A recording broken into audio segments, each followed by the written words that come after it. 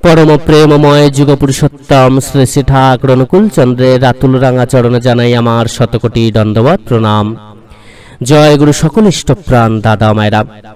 रथयात्राय घुरबे भाग्येर चाका।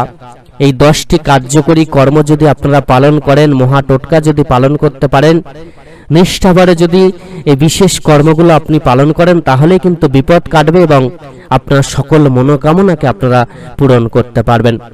এই দিন যে বিশেষ কর্মগুলোর কথা আমরা জেনেছি, প্রত্যেকেই সেই বিশেষ কর্মগুলো অতি অবশ্যই পালন করব। পরম দয়াল যুগপুরুষোত্তম শ্রী শ্রী ঠাকুর যে বিশেষ কর্মগুলো দিয়েছেন সেগুলো তো আমরা প্রত্যেকেই পালন করব, কিন্তু তার সাথে সাথে এই বিশেষ কর্মগুলোও কিন্তু আমরা পালন করার চেষ্টা করব।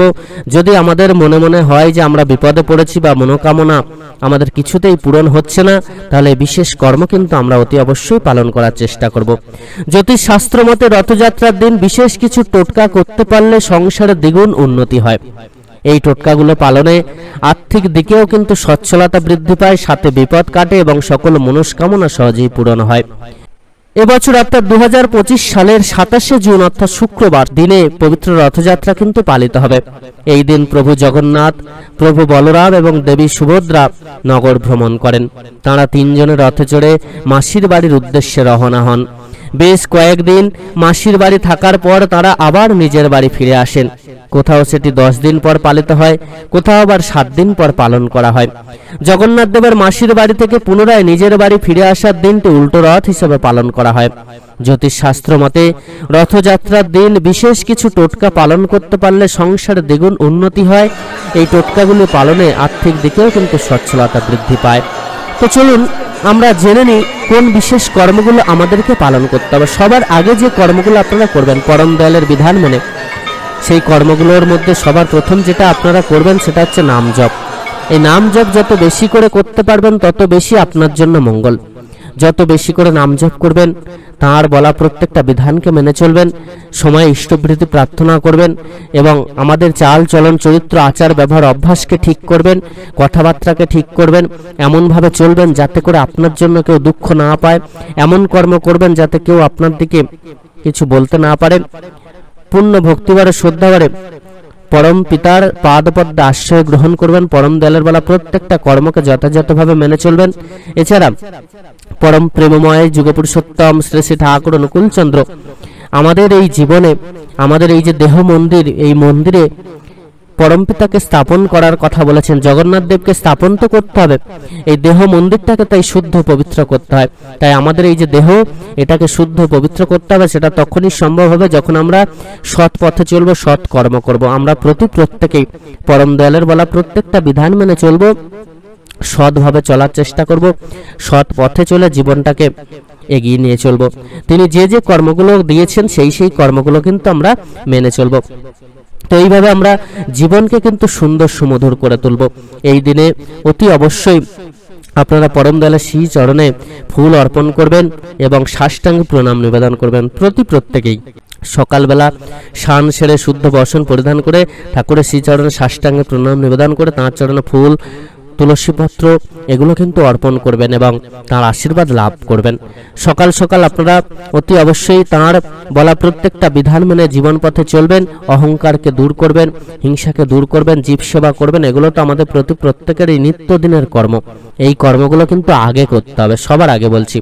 এই কর্মগুলো আগে যতদিন না মনে আপনি করবেন, অর্থাৎ আপনার যদি না দেহের, আপনার মনের যদি না বিকারগুলো কাটে, আপনি যদি পবিত্র মন নিয়ে শুদ্ধ মনে ভক্তিভরে ভগবানকে না ডাকতে পারেন, তাহলে যাই করুন না কেন, জ্যোতিষ মেনে চলুন আর যাই টোটকা করুন না কেন, কোনো ফল আপনি লাভ করতে পারবেন না। জীবনটাকে আগে শুদ্ধ সুমধুর করতে হবে, পবিত্র করতে হবে, চাল চলন আচার ব্যবহার অভ্যাসকে ঠিক করতে হবে, মানুষের মতো মানুষ হয়ে উঠতে হবে, তবেই হবে প্রকৃতরূপে জগন্নাথ দেবের আশীর্বাদ লাভ। এবার চলুন জ্যোতিষ শাস্ত্রে কোন বিশেষ বিধানের কথা বলা হয়েছে।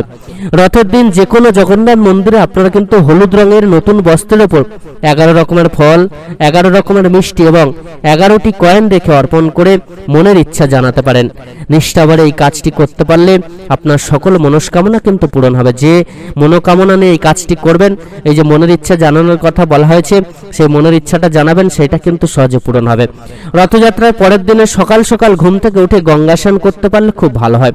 আপনারা রথযাত্রার দিনেও কিন্তু গঙ্গা স্নান করে যদি কাউকে কিছু দান করতে পারেন, যদি জীব সেবা দিতে পারেন, তাতেও কিন্তু মহা ফল লাভ করবেন।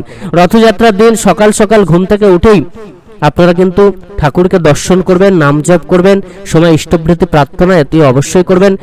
ইষ্টগুরুর সাধন ভজনের কথা বলা হয়েছে, সকালবেলা ঘুম থেকে উঠেই ইষ্টগুরুর সাধন ভজন করতে হবে। আর সেই কর্মটা কিন্তু আমরা প্রত্যেকে আগেই সেটা আলোচনা করলাম, পরম দয়ালের বিধান মেনে সেটা আমাদের প্রত্যেকেরই পালন করতে হবে। পবিত্র রথযাত্রার দিন অতি অবশ্যই কিন্তু যারা আমিষ আহার গ্রহণ করেন তারা কিন্তু সাত্ত্বিক আহার গ্রহণ করবেন, নিরামিষ আহার গ্রহণ করবেন। বাড়িতে কোনো রকমের যেন আমিষ রান্না না হয়, বাড়িতে যেন এই দিন আমিষ খাবার না তোলেন, এই দিকটা কিন্তু খেয়াল রাখবেন। এই দিন অতি অবশ্যই আমাদের প্রত্যেকেরই সাত্ত্বিক আহার কিন্তু গ্রহণীয়।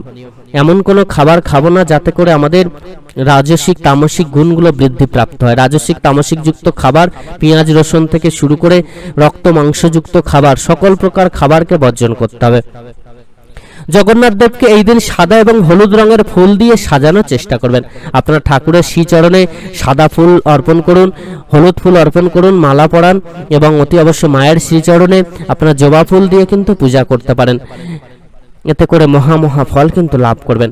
এছাড়া জগন্নাথ দেবের মন্দিরে ময়ূরের পালক অর্পণ করতে পারলে খুব ভালো ফল হয় বলে শাস্ত্র কিন্তু বলছে।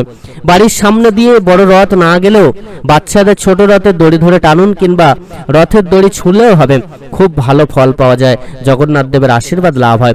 এইখানে কিন্তু একটি বিশেষ তত্ত্ব লুকিয়ে আছে। জগন্নাথ দেবের যে রশ্মি ছুঁয়ে চলার কথা বলা হয়েছে বা জগন্নাথ দেবের রথযাত্রার দিনে এই রথ টানার কথা বলা হয়েছে, এটা কিন্তু আমাদের সারা বছর করে চলতে হবে। তাকে মাথায় নিয়ে চলতে হবে, তাকে বয়ে নিয়ে চলতে হবে এবং তার বলা বিধানগুলো মেনে চলতে হবে। অর্থাৎ সেই ইষ্টগুরু পরম পুরুষোত্তম তার শ্রীচরণ আশ্রয় করে তার সদ্দীক্ষা গ্রহণ করে তার বলা বিধানগুলোকে মেনে চলতে হবে, তার বলা আদেশ নির্দেশগুলোকে মেনে চলতে হবে। তবেই হবে প্রকৃতরূপে জগন্নাথ দেবের রথ টেনে চলার সার্থকতা।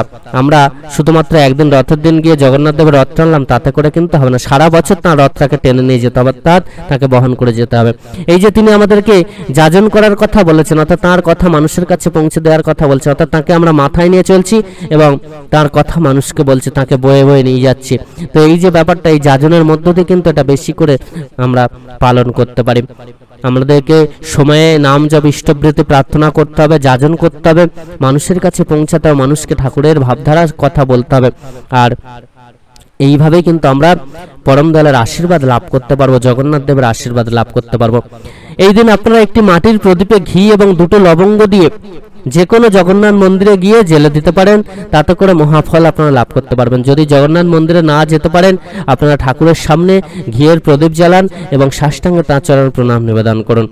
রথ যেহেতু জয়ের প্রতীক, তাই এই দিন যে কোনো টোটকা নিষ্ঠাভরে পালন করতে পারলে ভাগ্য কিন্তু জয় করা যায়। এই দিন আপনারা মনটাকে যদি শুদ্ধ রাখেন, যদি চান যে আপনি সকল মনোকামনাকে পূরণ করতে, তাহলে অতি অবশ্যই খুব করে নাম জপ করুন, তাঁর বলা বিধানগুলো মেনে চলুন এবং প্রার্থনা করুন, ইষ্টবৃত্তি পালন করুন।